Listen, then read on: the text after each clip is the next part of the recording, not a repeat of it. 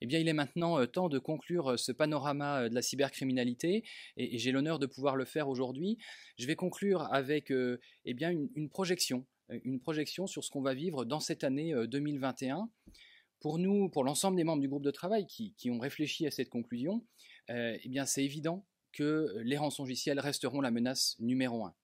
Mais dans une belle logique d'iceberg, comme vous le voyez à l'écran, il ne faut pas que ça masque les autres menaces qui, pour nous, doivent être toujours dans le radar des différentes équipes cybersécurité, des autorités, parce qu'on sait qu'elles sont présentes, même si elles sont peut-être moins visibles. On va penser évidemment aux attaques par les tiers, à l'espionnage, aux attaques sur les systèmes cloud, ou encore les attaques qui visent toutes ces nouvelles technologies qui sont déployées massivement. Et on le sait, 2021 et après 2022 vont aussi être des années avec des événements très forts. Et on sait que ces événements sont souvent attirants d'un point de vue cybercriminel. On va penser aux Jeux de Tokyo de 2021 maintenant. On va penser évidemment aux élections présidentielles, ce sera un des sujets clés des mois qui viennent. Mais à plus court terme, on va aussi penser à la vaccination contre le Covid.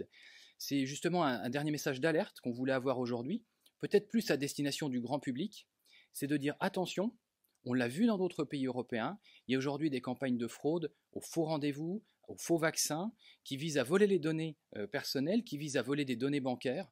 Donc si vous devez retenir quelque chose aujourd'hui et le répandre autour de vous, c'est attention à ce qui va se passer sur la vaccination, soyons très attentifs.